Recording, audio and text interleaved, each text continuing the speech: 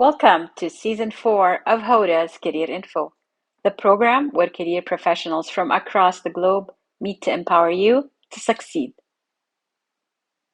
My name is Hoda, and we have a special episode today on Hoda's Career Info with two guests joining us, the co-host of the podcast, the one about careers, namely career advisor and owner of Careerfied, Devon Turcotte, and career coach, author, and speaker, Sarah Jane VandenBerg.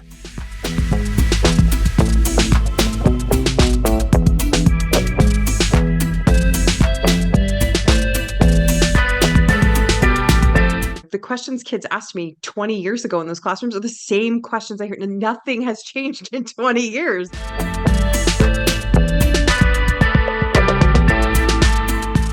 Often parents are saying to me, I don't know what I want to be when I grow up. How do I navigate this for my teen?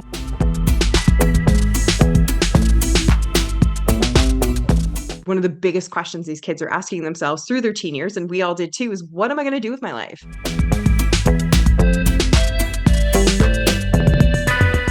Sometimes it only needs a little tweak to make a particular situation work. And people just don't even know what to tweak.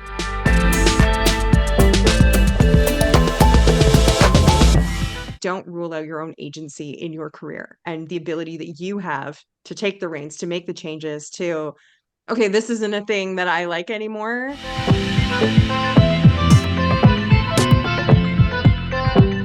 It's just about the next step. And the next step doesn't have to be big and massive and huge and change the entire planet or solve all of the problems of the world.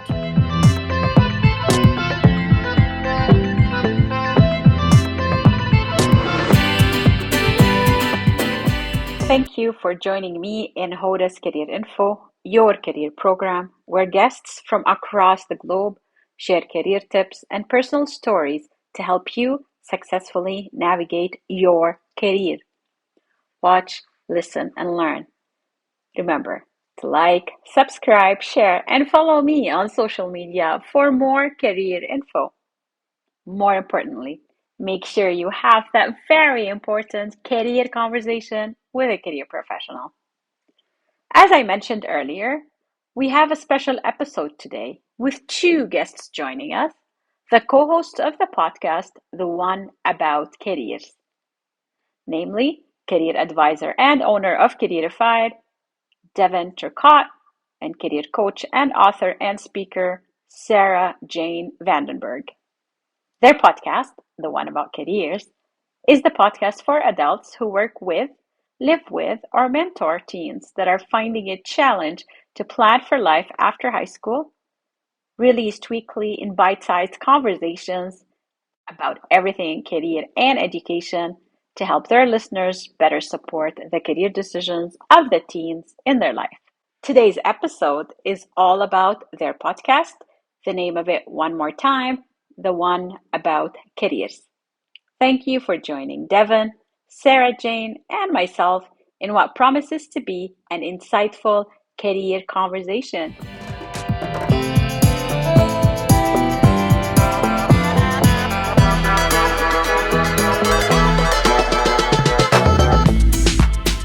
Welcome to Devon Turcotte. Thank you so much for joining me again on Hoda's Career Info. And Sarah Jane VandenBerg, I appreciate your willingness as well to join us today and share your expertise.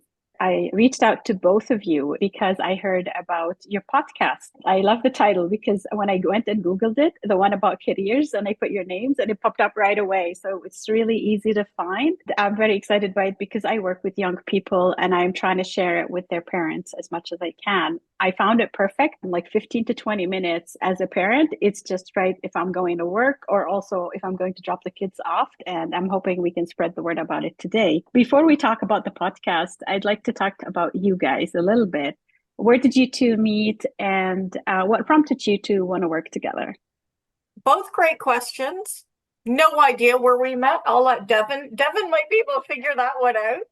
I can take my version of why we work together. As you know, in storytelling and in people's experiences, of course, they have different experiences. So I'm super curious to hear why Devon thinks we work together. and also, Devon, do you know how, like, where did we meet? Do you have any idea? That is a great question. And it's so funny because I kept thinking, like, I mean, technically we haven't met. This is the most we've met. We've never met in person. So, Not. okay. Yeah, I Um, would say, I mean, we're both members of the Career Professionals of Canada. And I think because our cohorts sort of cross each other, I think a lot of times, like, you would post stuff in, like, the different groups online, and I'd be like, yes, it totally resonates with me. And I think vice versa. So I think that's probably the closest. But yeah, we've never actually met in real life.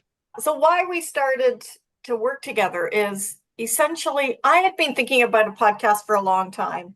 I know that as a parent, one of the best ways to have conversations with my children when they were teenagers was frankly in the vehicle, in the car, when you could essentially control, not having earbuds in or something, and control what was the noise in the vehicle. You can't control whether they tune in or tune out. But that was kind of my vision of, I'd love to do something in there. And frankly, Hoda, I kept getting stumped at the tech. Like, it's just not my forte. It's not anything I love. And there are things that I really dig my heel in, and I'm like, I'm not going to do this. And I just reached out to Devon to have a conversation with her, not had anything to do with the podcast at all. I was just having a conversation because we've circled each other a few times, and I felt like, there might be something here that just in terms of our professional lives that we could be referring to each other. And so in the conversation, Devon makes this very small comment about how she loves tech and figuring out tech things. And I went, immediately my ears perked up, and I just thought, okay, whoa back, Nellie, chill out, just take it down a notch, don't overwhelm her.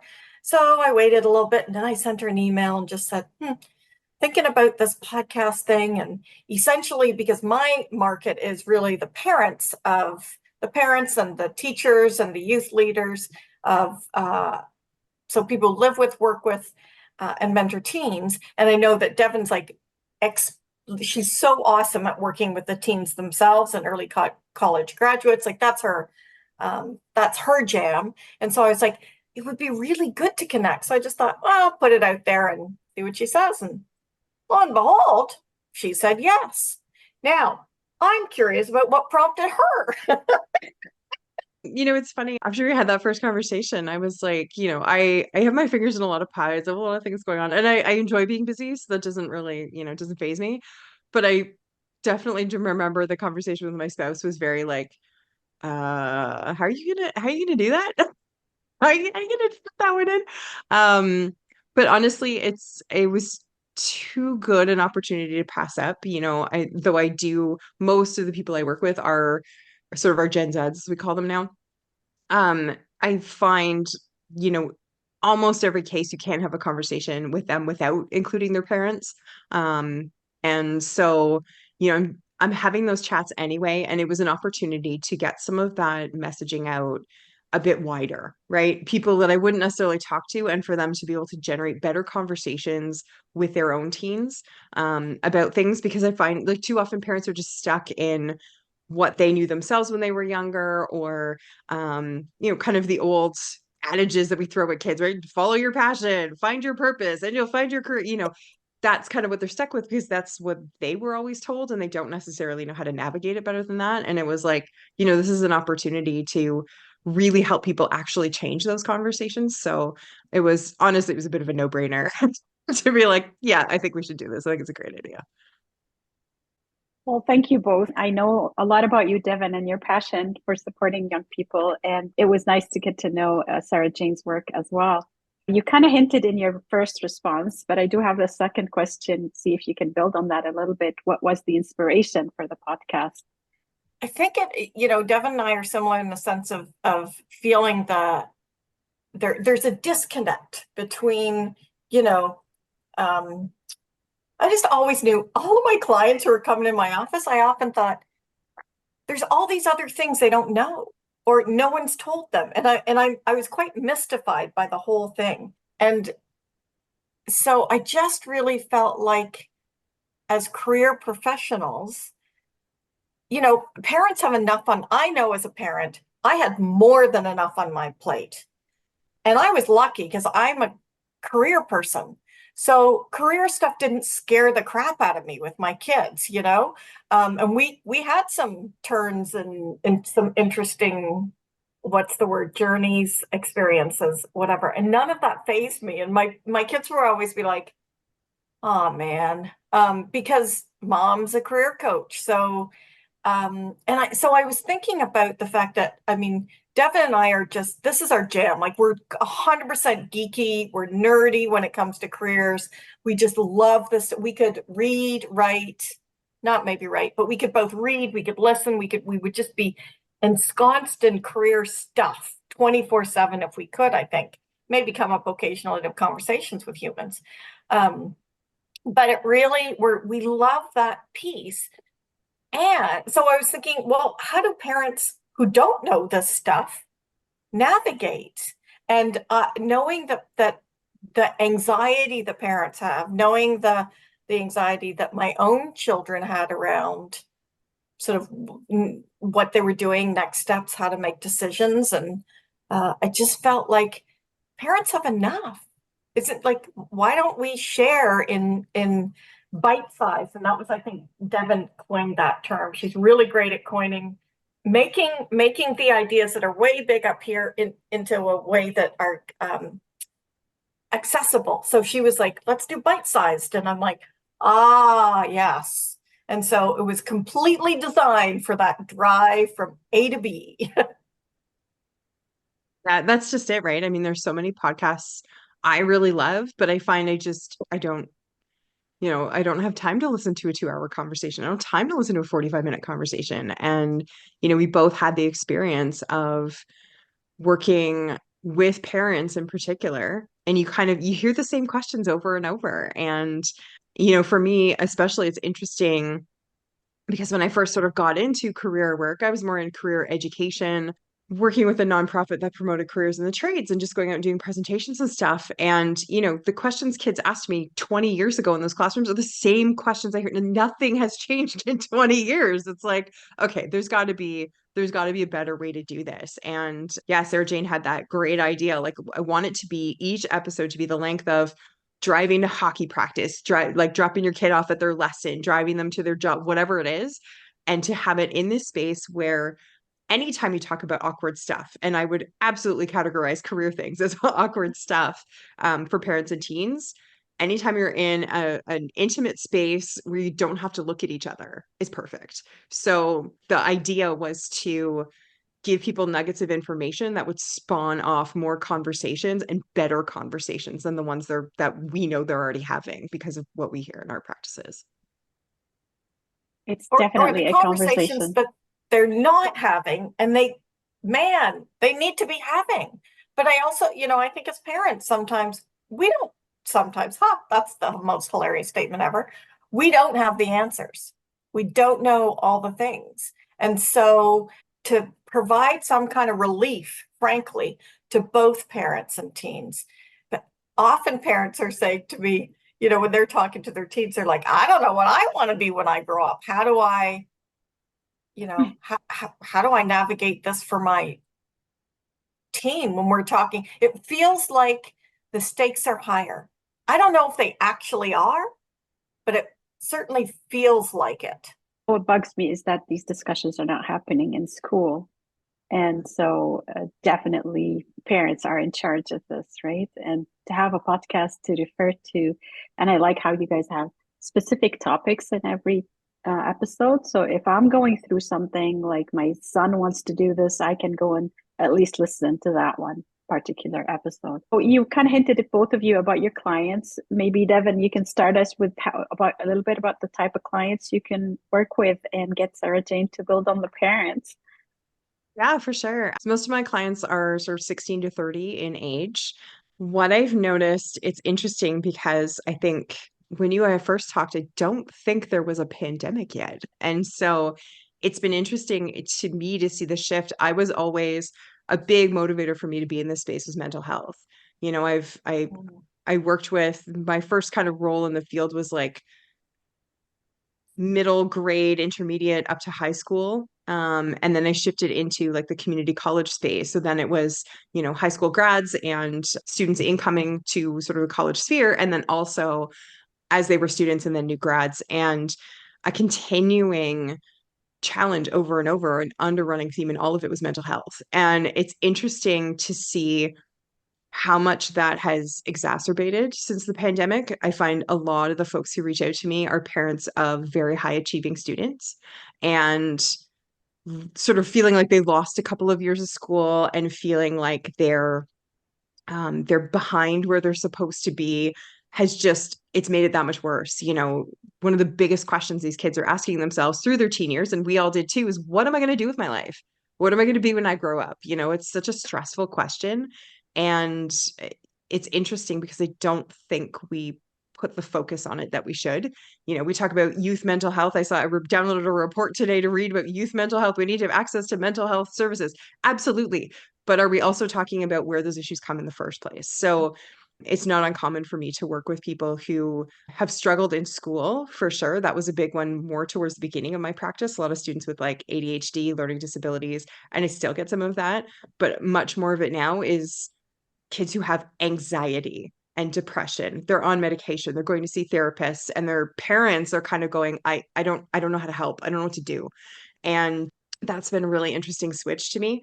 And then, as they move into their 20s, maybe they graduate from school, they've been in their career for a few years, it's more, I don't think this is what I wanted, and I want to be more mindful about the next time I choose something. I have very clear boundaries about what I expect, which again, 4 or 5 years ago, I was not hearing that kind of thing. It was, oh crap, my life is over. I chose everything wrong. And now it's, I know what I want. I'm just not sure how to get there or what fits the picture I have in my head. So it's been interesting how the pandemic has really shifted stuff. But yeah, certainly, I mean, Sarah Jane, from the parents and that perspective, I think you do a lot more direct than I do. Yeah, those are kind of my jam, Hoda, is that the adults, and often it's adults who are in transition themselves. They were working at something and for some reason are no longer doing that. And it may not be because they can't do that job. It may be because they can't continue to work in that toxic workplace. And they don't necessarily have the tools or skills or they don't believe they have the tools and skills to work somewhere else. They actually do.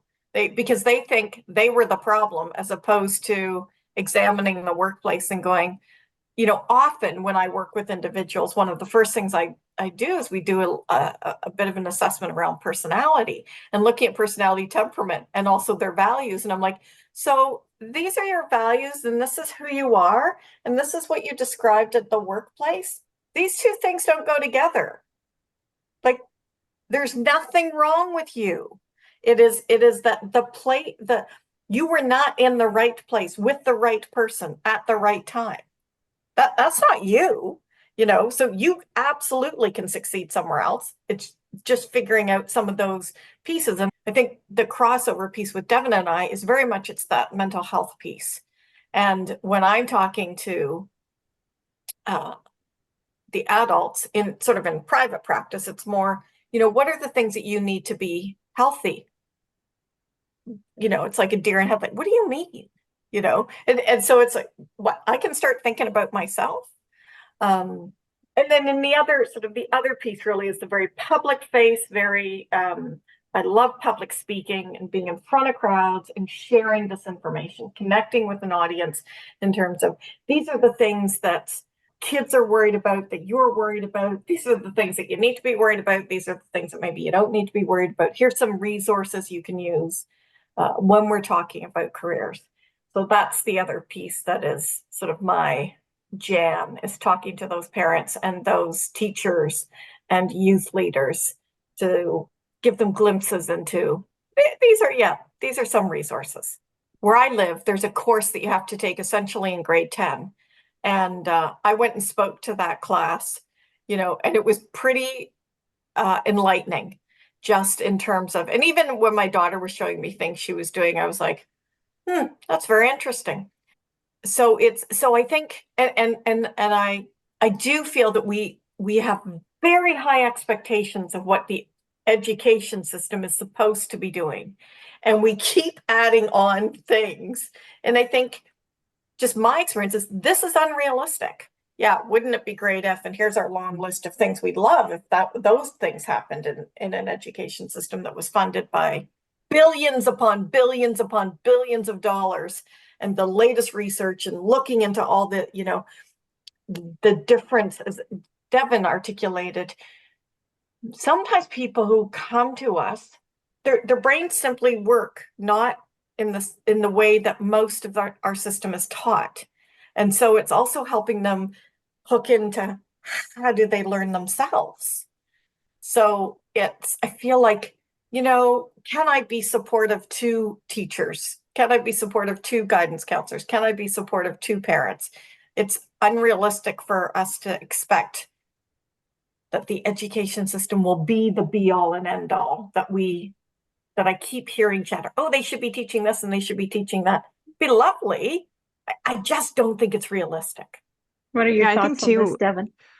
Well, we see, I mean, any research that's been done on this, what we find is that when students, and I think almost every province and territory has like a careers something you're supposed to take at this point. And, it's interesting because the research really shows that when students go into it, if they already have an idea of what they want to do, they spend their whole time in the course verifying, finding reasons to support their decision that they've already made based on zero information. And if they don't know what they want to do, they come out of the course with a crap load of panic because that was the course that was supposed to help them figure it out. And they still are no closer to knowing, but they are a heck of a lot closer to graduation. And so it's interesting because the whole idea was to help with this planning process to get them through and graduated from high school. And it just adds a whole other layer of stress, like in actual application. It's not doing at all what it was intended to. And it's super interesting that there doesn't seem to be any urgency anywhere to sort of reflect that. Or, when I talk to people who work in curriculum development, they're like, well, the curriculum's there. We'll just dust our hand that we did Yeah, it. the Right. teachers don't have the experience in the career development field, knowledge of theories and so on. I like to think of these courses if they would offer an opportunity to explore rather than to make a decision. Career exploration versus let me help you figure out your next step, but let me teach you how to explore the opportunities that are out there. And I think in my mind, that's what I'm thinking. Why can't the education system teach that? That's my utopia. I'm just going to take us back to the podcast. We talked a little bit about your work. And so, how does your work support your podcast topics? Well, I think big time. It was wild because we came up with gosh, we have a massive list of things we want to talk about. And it came up through conversations we've had with clients. And so it's funny, and you've probably noticed in in a lot of the episodes, it's, oh, I had a client where this happened. Oh, this comes up in this place. That's very often what we are talking about is examples where we have seen this in our work. So yeah, we directly applicable for sure. I think it's the examples, and it's also for me, and I know that Devon's tuned into this, although she hasn't said it, is that, sometimes it's the noise that's going on in the world. And there's a lot of noise right now about AI. And, there you can get on the side of people being absolutely, completely petrified that there are going to be no there jobs for human beings. And so I think some of it is also providing information of, we need to be realistic. We need to be paying attention to the things that we need to be paying attention to. And I'm hoping that Devon and I are a little bit of a voice of absolutely, as Devon actually, she puts out a newsletter, and in her newsletter recently, she was saying, oh yeah, you don't ignore this stuff. And because that's just ridiculous. That's not going to help you at all. Putting our heads in the sand is not a good way to live. And we also don't need to just necessarily jump on the bandwagon. Here are some of the negatives, and here are some of the plus. This is how you can use some of these things. And it's really funny when I'm working with people and doing interview skills coaching, for example, one of the terms I often use is they don't want perfection. It's okay to stumble. It's okay to be nervous. It's okay to sweat. It's okay to take time to think about your answer. They actually are looking for a human They're not looking for a robot. If they were looking for a robot, they wouldn't have you sitting in front of them. And people laugh, but I mean, I've been saying this for years, and now it's sort of like, oh, that's exactly where we're at right now.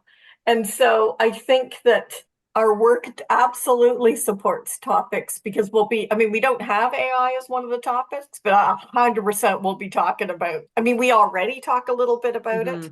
It may be a topic on its own. One of the things we're looking at in the future, Hoda, is looking at sort of careers or jobs that people may not have heard of.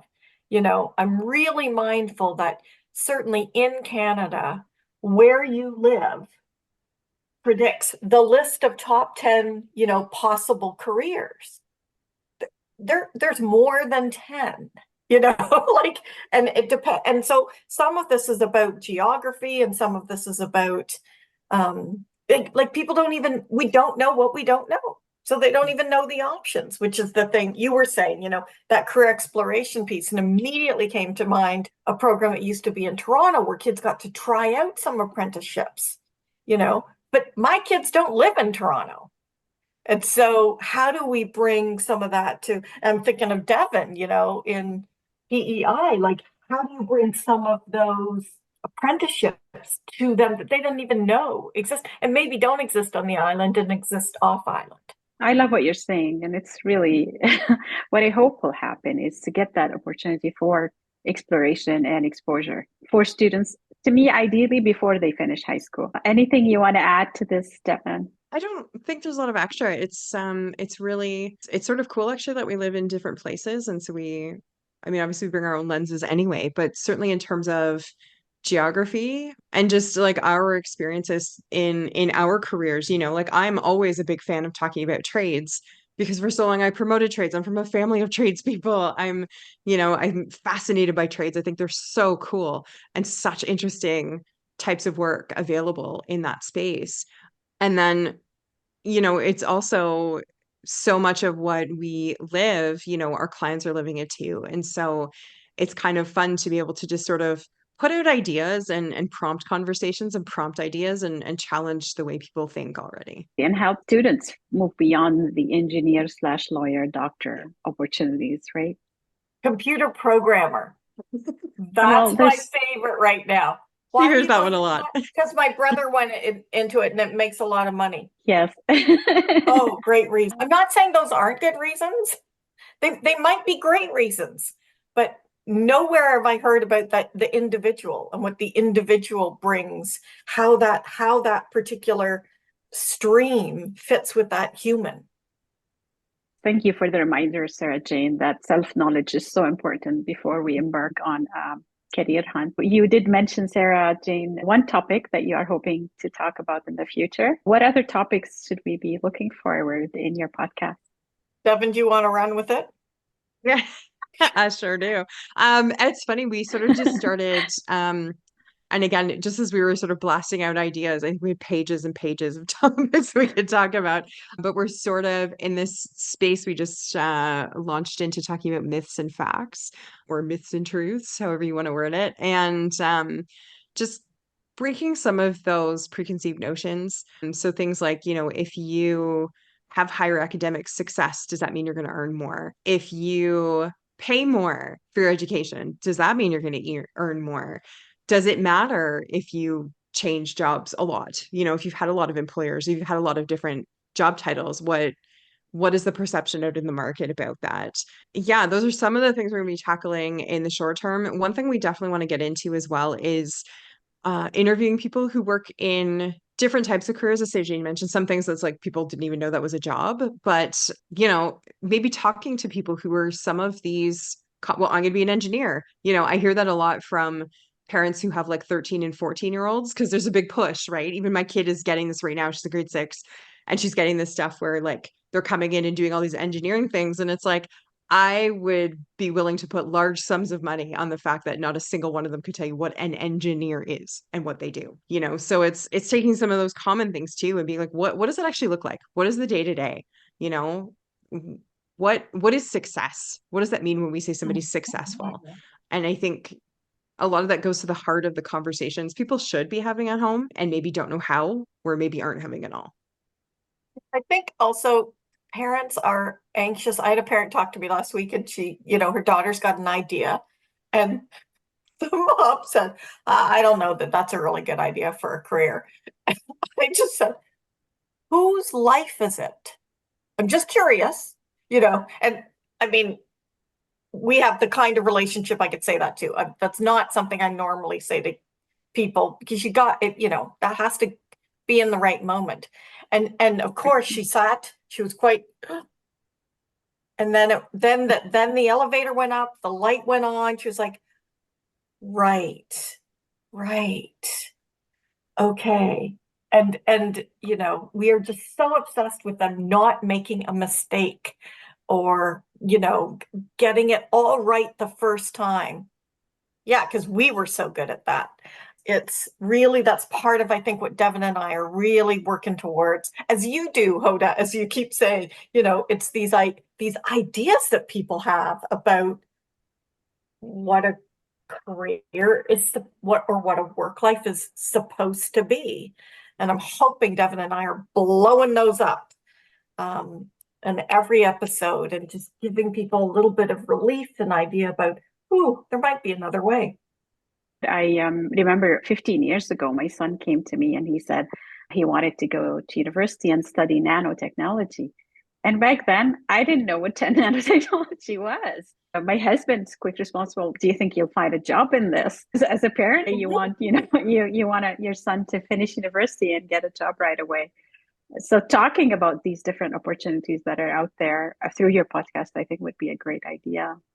And you're so like most parents, right? When they send their kid or their kid identifies that they want to go to university, it actually has nothing to do with going to university. It has to do with doing what they think they need to do in order to get a job at the end, but they don't actually investigate how is that university and that program related to getting a job at the end. No one actually looks at that. They're just like, they seem to think, my girlfriend calls it magical thinking.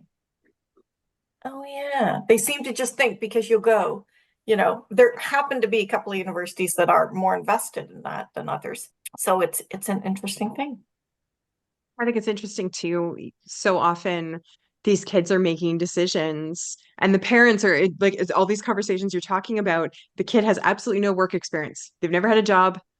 They've never done, and now in Ontario, I don't know how it works in other provinces, but Ontario, of course, you at least have to do volunteer work in order to graduate high school. Now, how effective that is, a lot of kids, do whatever, who even knows, but that's it, right? They're making decisions about careers and they've never worked. They don't know what the work environment is like. They don't know who they want to work with or what kind of work they actually enjoy doing. And that's something that is an ongoing source of fascination to me, where it's, they don't know what to choose. They don't know what to choose. Like, well, have they ever worked? That might help them figure out what to choose.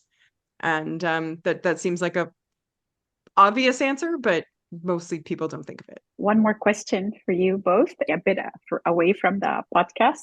What surprises you about the career journey? What are you looking at me like that for, Devon? My instant answer is pretty much everything.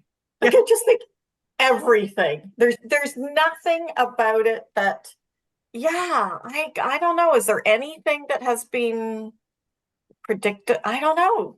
That's a good question. I know, like for my own career journey, one thing that has kind of been a thing that I never would have thought as a teenager for sure would have been a thing is hearing about an opportunity that sounds interesting, maybe isn't kind of what I would have picked, and then just going, you know what, let's try it.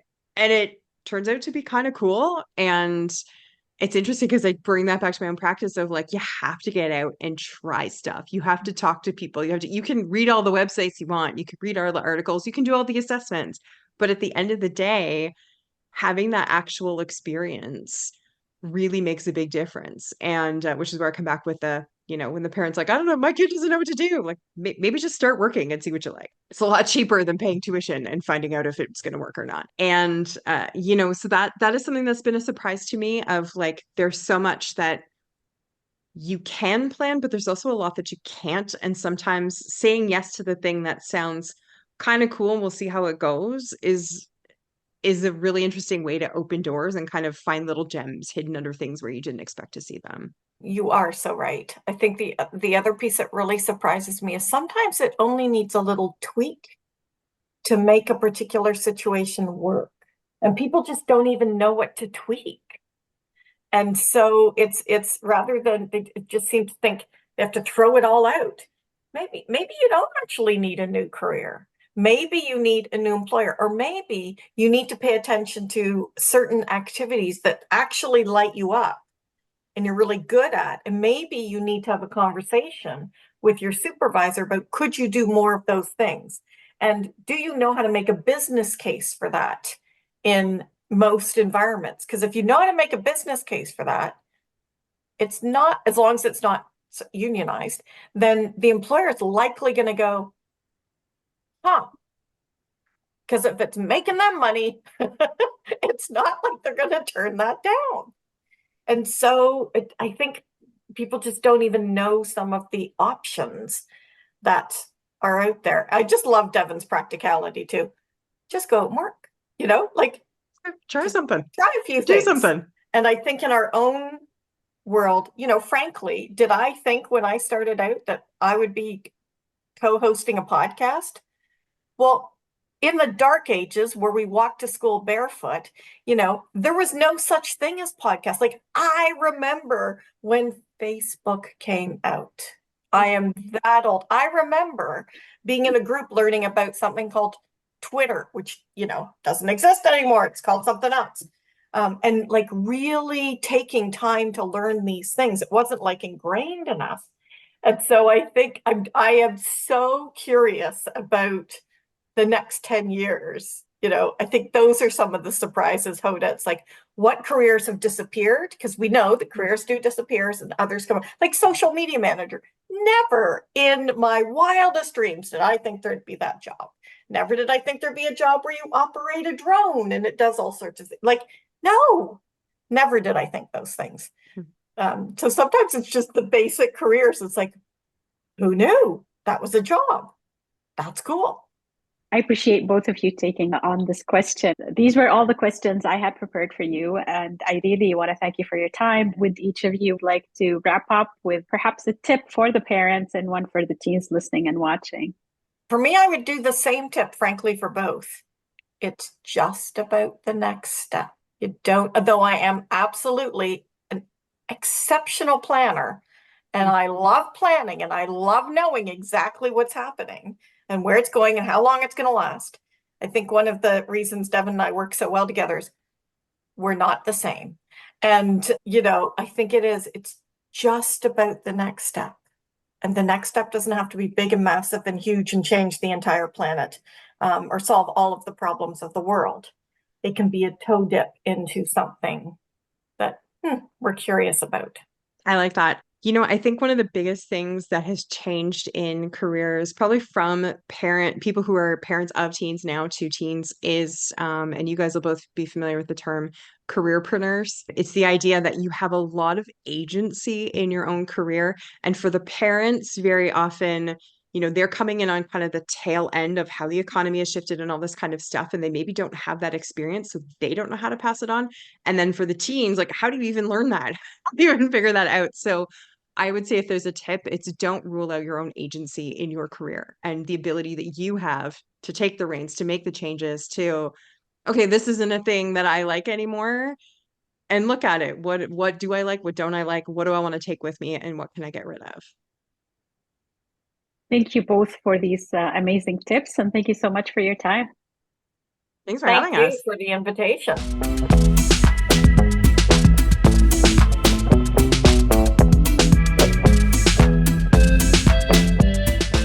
That's it for Hoda's Career Info, the program where career professionals from across the globe join me to empower you to succeed. I am your host, Hoda. Our guests today on Hoda's Career Info were Devon Turcotte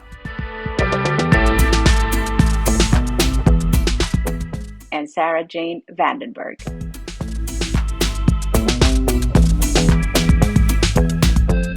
You can connect with both guests on LinkedIn or feel free to check out the links to their social media and websites in the comments section. Remember that you can watch Hoda's Career Info on YouTube or listen to the episode on your favorite podcast platform. To let me know if you are interested in an opportunity to talk about your work, you can send me a direct message on my website, writecareerfit.com, where you can also sign up for my newsletter to stay up to date on the latest episodes. Please like, subscribe, share, and follow me on social media for more career info. I am your host, Hoda. Until next time, remember, your time is valuable. How are you spending it?